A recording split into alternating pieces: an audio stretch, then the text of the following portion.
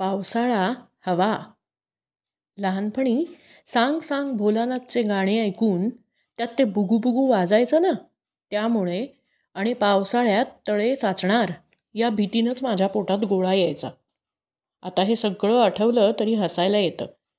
पावसाळ्याची किंवा पावसाची ओळख वेगळ्या पद्धतीनं झाली वगैरे असं खरं तर काही आठवत नाही. लहानपण कोकणात गेल्यानं पाऊस नवा नव्हता, पण त्याचं नवेपण दरवेळी वेगळं वाटायचं. खरंच, पावसाला वय असतं की आपल्या वयाप्रमाणे पाऊस बदलतो, वाढतो, कमी होतो, आवडतो की नावडतो, असे उगाचच मला पडलेले प्रश्न. आता पडतोय ना पाऊस, तर घ्यावा ना आनंद त्याचा. पण असला काहीतरी विचार करत बसून त्या पावसाची मजा जातीये हे लक्षात यायला अंमळ जरा उशीरच झाला. कोकणातलं असल्याने पावसाची वेगवेगळी रूपं परिचित नव्हती. आम्ही चिपळूणला गणपतीसाठी जायचो. जाताना घाटात धबधबे सुरू झालेले असायचे. पावसामुळे वाटेत लाल एसटीच्या गाडीतून जाताना पाऊस लागलाच तर खिडकीतून आत त्या बारवरून तोंडावर पाणी उडण्याची मजा काही और वाटायची. आणि नेमकी त्याच वेळी पाणी आत येऊन सामान भिजू नये म्हणून खिडकी बंद करण्यासाठी आईची धडपड चालू असायची. चिपळूणला घरी पोहोचलो की खूप भारी वाटायचं. आम्ही सगळी चुलत भावंडं, आत्तेभावंडं एकत्र असायचो. खाणे, पिणे, खेळणे आणि नुसती धमाल मजा. पावसाळ्यात सगळीकडे शेवाळलेले असे. जांभ्याच्या भिंतीवरच्या शेवाळ्यात घोड्यासारखं नाक असणारं पातळ धाग्यासारखं एक शेवाळं असायचं. ते तोडायचं आणि त्या घोड्यांच्या माना एकमेकात अडकवून ओढत तोडायच्या आणि त्यावर जिंकलो हरलोचा खेळ चालायचा.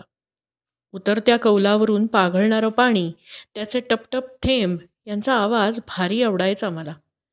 घराच्या मागच्या बाजूचा डोंगर हिरवागार झालेला असायचा. कधीकधी त्यावर आलेले धुक्याचे ढग खिडकीतून बघताना वेळ किती आणि कसा जायचा समजायचंच नाही. त्या अंगणातल्या ओलेपणाचा, ओल्या झालेल्या फांद्यांचा, पानांचा सुद्धा एक वेगळा वास असायचा. त्या ओलेत्या पानांवरून गळणाऱ्या पाण्याच्या थेंबातून किंचित ओलं होत पूजेसाठी फुलं काढणं, जरा उघडीप मिळाली तर दुर्वा काढणं खूप मजेशीर वाटायचं. काही वेळेस इतका जोरदार पाऊस कोसळायचा की शेजारी असणाऱ्या माणसाला सुद्धा बोललेलं ऐकू येऊ नये. अशातच सकाळी सकाळी लवकर वाघ्या तात्या म्हणून एक गुरुजी आमच्याकडे यायचे. दुटांगी धोतर नेसून सायकलवरून ते पूजा सांगायला रोज येत असत. आणि त्यानंतर 9-10च्या दरम्यान एक सनईवाला रोज यायचा आणि पडवीत बसून सनई वाजवून जायचा. तशा पावसात मनसोक्त भिजावं असं वाटायचं नाही आणि चुकून भिजलोच तर चिडचिड पण व्हायची नाही. अशाच दमट हवेत घराच्या मागच्या अंगणात चूल, बंब पेटवलेला असे. सरपण सुकं राहील यासाठी काळजी घेताना घरातला सुका कचरा चुलीत घाल किंवा बंबात घाल हा वाक्प्रचार काही फारसा वेगळा अर्थ सुचवीत नसे. त्या धुरकटलेल्या वासात ऊन पाण्याने न्हाणीत आंघोळ करणं खूप मस्त वाटायचं. आत्ताचं स्पा वगैरे सगळं फिकाय हो त्यापुढे. अशाच या आठवणींच्या गप्पा परवा आम्ही मित्रमैत्रिणी भेटलो तेव्हा चालू होत्या.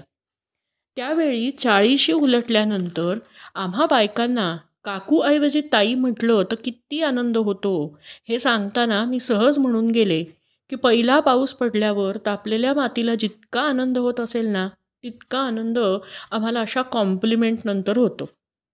प्रतिक्रिया जरा साहित्यिक होती, तरी पण पावसाशी असलेलं नातं कोणत्याही सीझनमध्ये असतंच हे सहज सांगून गेली. हळूहळू कोकणात जाणं कमी झालं, पण आठवणी मात्र ताज्या राहिल्या. माझं लग्न ठरवताना पावसाचा विचार जरा वेगळ्या पद्धतीने झाला. कारण तारीख जुलै महिन्यातली. मग कोकणातले पाहुणे कसे येतील, लग्नाच्या दिवशी पाऊस नको बाई पडायला, अशी प्रार्थनारूपी चर्चा घरात व्हायला लागली. आणि वधूने म्हणजे अस्मादिकांनी कोणत्याही कामाला हात लावू नये कारण लग्नाच्या दिवशी पाऊस पडेल वगैरे अशी चिडवाचिडवी सुरू झाली. लग्नानंतर आम्ही दोघांनी महाबळेश्वर किंवा अन्य कुठे फिरायला जाण्याचा प्रश्न त्या पावसानं आपसुकच निकाली काढला होता. आता पुन्हा आमच्या ॲग्रो टुरिझमच्या व्यवसायाच्या निमित्ताने पावसाशी संबंध आला. पुन्हा कोकणात जाणं झालं.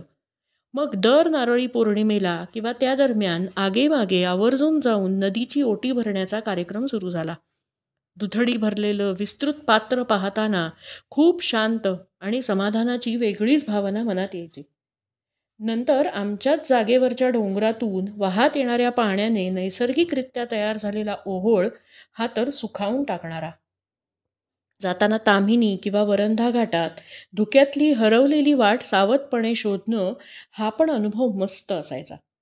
मग मध्येच थांबून वाफाळता चहा, कणीस, भजी खाण्याचा आनंद आणि त्याची लज्जत न्यारीच. पावसात भिजत बाईक राईडचा थ्रिलिंग अनुभव तर लाजवाब.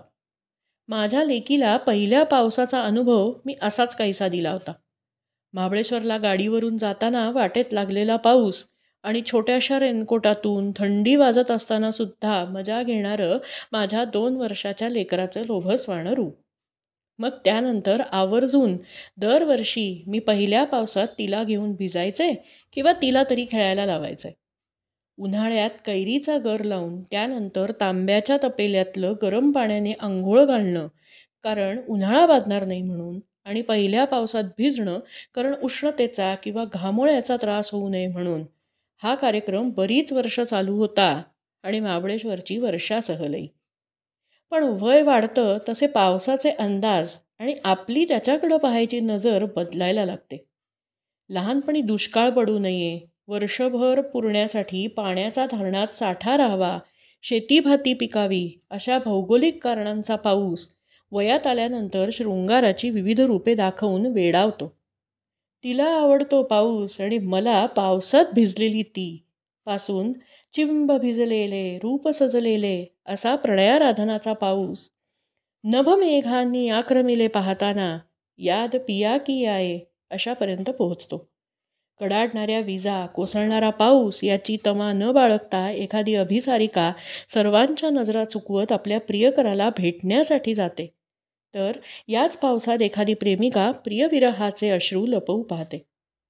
बाकी पाऊस कसाही असला तरी त्याची भौगोलिक शास्त्रीय कारणे काहीही असली तरीसुद्धा पथ्याकुपथ्यांच्या बेड्या तोडायला लावणाऱ्या या पावसाचं आणि चहाचं हे एक अजब रसायनच आहे, नाही का?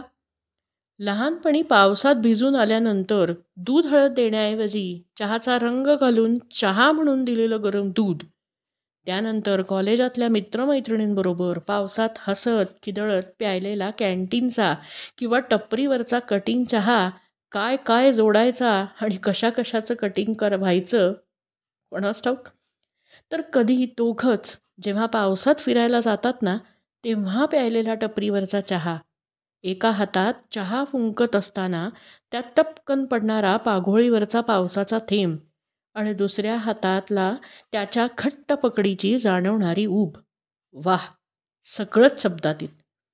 आणि असंच अलीकडे पाऊस पडला तर थंडी लागते तुम्हाला, गारवा सोसत नाही असं म्हणत खांद्यावर थरथरत्या हातानं घातलेल्या शालीचा मऊ स्पर्श, आता शेवटी एकमेकांसाठी आपण दोघंच असणार ना याची जाणीव करून देत बंद खिडकीतून पावसाचा मिळणारा आनंद अनुभवणं हे सुद्धा सुखच नाही का?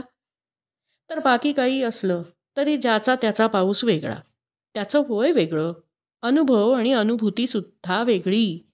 या निमित्तानं कितीतरी आठवणींचा पाऊस पडायला लागलाय मनात. त्याची शब्दातीत अनुभूती घेण्यासाठी मनाची कवाडं उघडायला हवीत.